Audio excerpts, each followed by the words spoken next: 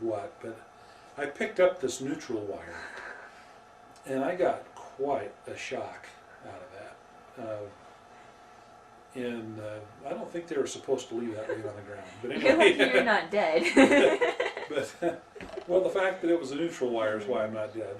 If it had been the positive wire and I had been grounded, then I would be dead.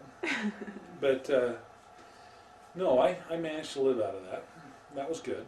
So, You got electrocuted a lot as a boy. then the other time that we had a pretty big fire in Hawthorne, there was a large building that was a, I think it was like an Oddfellows Hall, or some kind of a service club type hall, Kiwanis, I don't know, something.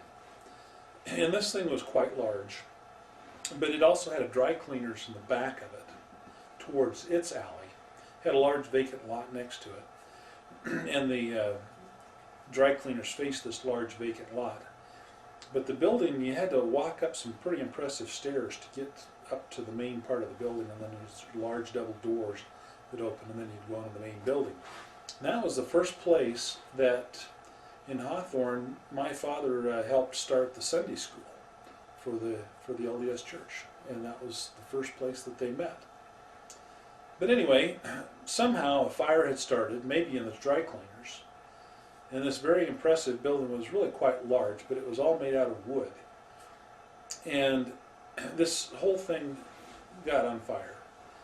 And there wasn't any way in the world to stop the fire because the building was made out of wood, and because of the dry cleaning solvents that were in the dry cleaners really fueled the fire. There wasn't any way to stop it.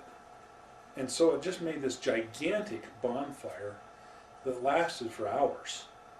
It was very impressive to look at. And everybody in town came to see it, and came to see what, how spectacular this thing was. Because you're not going to see one of those kind of fires, I've never seen one that big even since, I don't think. But it was a pretty spectacular fire, and as far as I know, everybody in town came to see it, seemed like. When I was older, there was, I guess I can remember another fire in town that I was actually a little more involved in. I was working at a gas station when I was going to high school in the Western Auto Store, which is kind of a auto parts store along with hunting and fishing type gear, and I don't know. They had all kinds of hardware type things in that store. And that store started to burn, starting from the alley.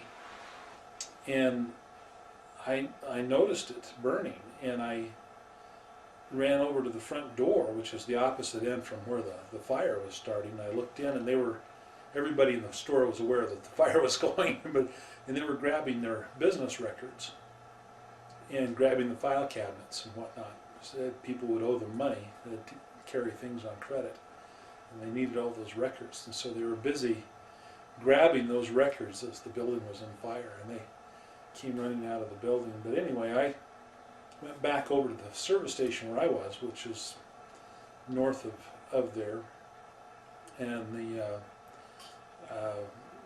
it was kind of interesting to watch that fire. One of the problems they had is they had a large propane tank that heated that building, and it was in the alley right next to where the flames were, and so the fire department asked the gas company that serviced that propane tank to come and disconnect that propane tank while the fire was going. And I remember them hooking a chain on it onto a pickup truck.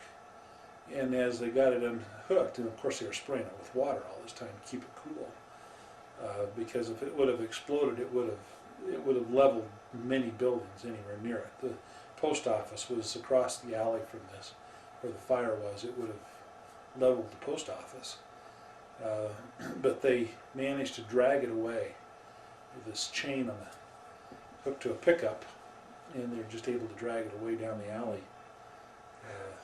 Pretty unceremoniously, but they managed to get it done.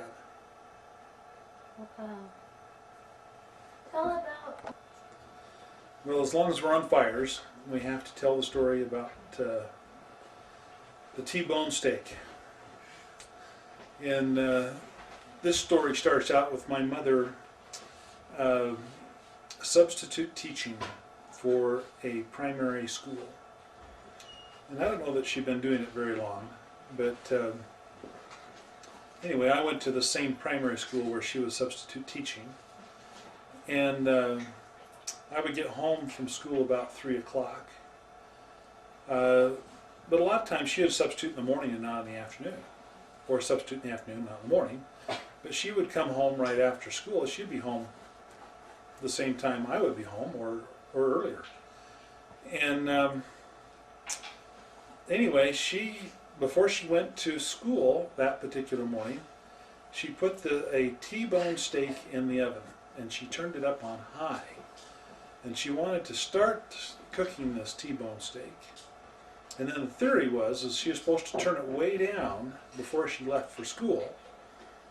And then it was just supposed to roast all day, or half a day, however long she had intended. And then she was going to come home and turn it off, or do whatever she was going to do with it. But anyway, she got a surprise meeting that she had to attend. And so she didn't come home. But I did come home as normal, and I was playing with my friends, but I went to my house, I usually did, to see if my mom was home. But the doors were all locked, and I looked in the window, and it looked kind of dark inside. But I didn't think too much of it, and I went off and played baseball with my friends. And then I came back quite a while later to see if she'd gotten home yet. But now when I looked in the window, it was really dark inside. And so I ran next door to my next door neighbor, Sister Mortensen, who lived right next door. And she came running, and she looked inside, and she says, "Something's on fire in there. We've got to call the fire department." And anyway, we were renting these apartments, duplex apartments from the Navy. And so the Navy Fire Department came, and they had a key to the apartments because they belonged to them. And they were able to get inside and look around for the fire. And they didn't have to look too long. They found it in the oven. And there was this pan, and the meat had been totally cremated. There was no more meat left in the pan. And the T-bone steak was still there, the bone from the T-bone steak was still there in the center of the pan, but it was all ashes. So it had been cremated too. The meat was completely gone, but the ashes from the T-bone still had the symbol of a T in the center of the pan. And so this entire T-bone steak had been consumed inside this oven as though it were a crematory. And it had smoked up the entire house so that every wall, every carpet, every piece of clothing, all of our dishes, everything that we owned, all the ceilings, all the floors, all the doors, everything had soot on it. Because that's where the meat went. And so, for about a week, maybe 2 weeks, I don't know, we had to be out of the house. We took all of the clothes out on their hangers, and we had a clothesline, a very large clothesline in our backyard, and we hung them out on this clothesline to kind of air out. Of course, we had to wash them first, and then air out, because they still smelled after they were washed. Then we had to get soap and water and wash down the walls, the ceilings, the floor, the cabinets, the kitchen table. Everything had to be washed by hand. It took a long time to clean this house up. And then we had to repaint all the walls and put brand new paint on it, and before we could finally get back in it. I think actually we slept in there still, in the opposite side of the house from where the fire was. We couldn't stand to sleep close to it. because I don't think we had anywhere else to go.